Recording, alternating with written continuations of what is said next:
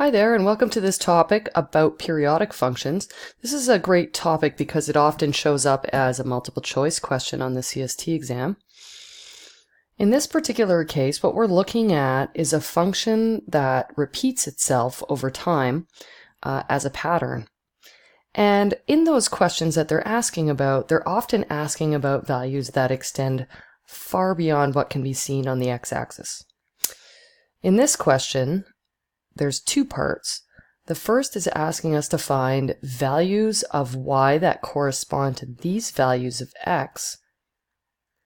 And in the second part of the question, similar to the exam style questions, I've asked for a value of y that corresponds to x equals 52. What's important is to realize that inside the brackets, for example, -2, 4, and 11, these are values of x, and when they say find f of -2, they're asking you for the corresponding value of y. So it's the function at -2. What's the value of that? Well, it's going to be a y value that corresponds to x equals -2. So we'll deal with that in just a second.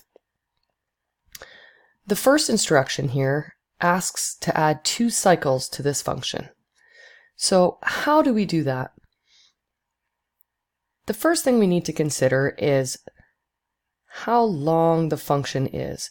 And I notice this function goes from where x equals -2 all the way to where x equals 2 in a single cycle. So this is a single cycle. Now that shape, that little valley and mountain, is going to repeat itself. That's why it's called a periodic function. It cycles again and again and again. And the length of one cycle is called the period.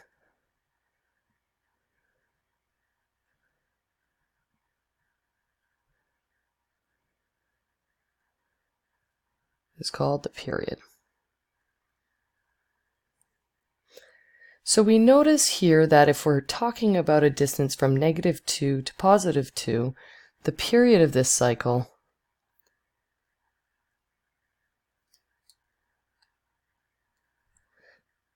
is going to have a value of 4.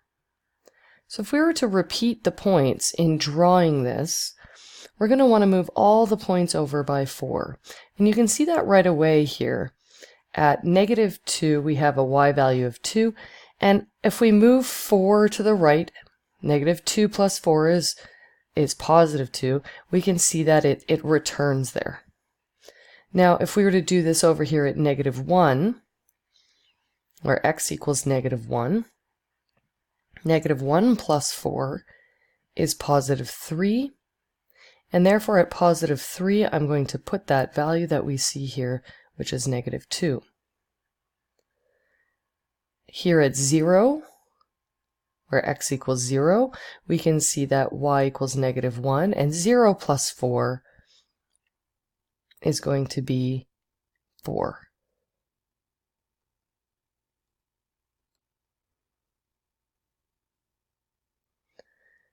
And at 1, we can see the y value is 3.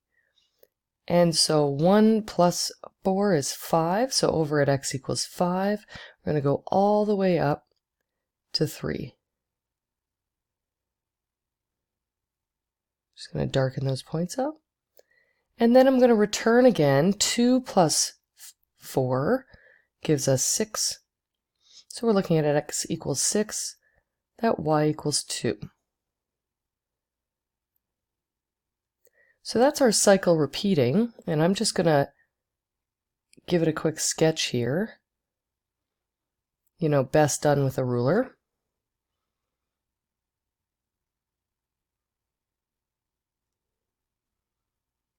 And that's how you actually repeat a periodic function. And if I were to do it all over again, then what I can do is move those points over one more time. So 3 plus 4 is 7. 4 plus 4 is 8.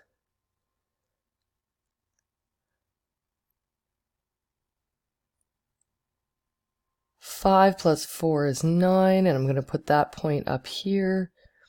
6 plus 4 is 10. I'm going to put that corresponding point here. Sorry about that. So again, best done with a ruler. I'm freehanding here on the computer screen.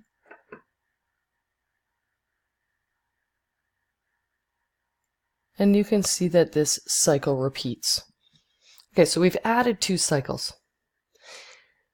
In doing that, we can read some of these values right off the graph. I notice that at f of -2, well, I notice that x equals -2 is on the graph right here. And if I track up to my y value, I can read it right off the graph.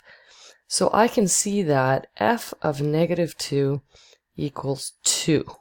The answer to it, like the y value that goes with -2, is 2. For f of 4, I can see on my graph here that when x equals 4, that's right here, y equals -1.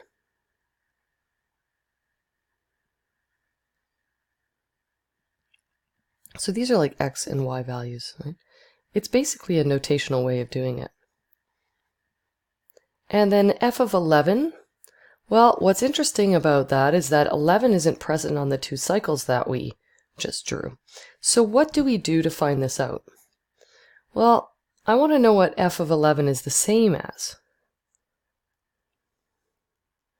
And so what I'm going to do is I'm going to take my period that I know has a value of 4. In other words, the shape repeats every 4 values of x, and I'm going to subtract. So if I were to say, well, what's 11 minus 4? 11 minus 4 is 7. So that means the value for f of 11 must be the same at f of 7. So let's see where that is on the graph, and I can trace it down, and I notice it's down here at -2. So there's my answer there. Finally, let's go to part B of this question, which asks for an even larger value. Well, 52 sure isn't out here. I mean, it's way out here, and we can't make any assumptions about what value of y will correspond to x equals 52. But what we can do is employ the same kind of technique by subtraction. So I know I can keep subtracting 4 until I see a value on the periodic function that's visible to me and that I can read the y value off the graph. So if I do f of 52, I'm going to subtract 4. 52 minus 4 is 48. Okay, 48 still not on the graph. I'm going to subtract another 4. And I mean, you can do this right on your calculator. And we're going to have to do this all the way back. You can subtract 4 quite a ways. So 52 minus 4, minus 4, minus 4, minus 4.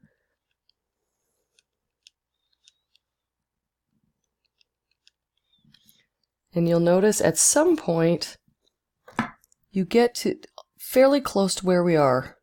At some point you get to 12. I'm going to minus another 4, and that's f of 8. And that's just from subtracting, 4 from the domain or from the value of x all the way back. Well, f of 8 is certainly something I can read off of the graph. I see it right here.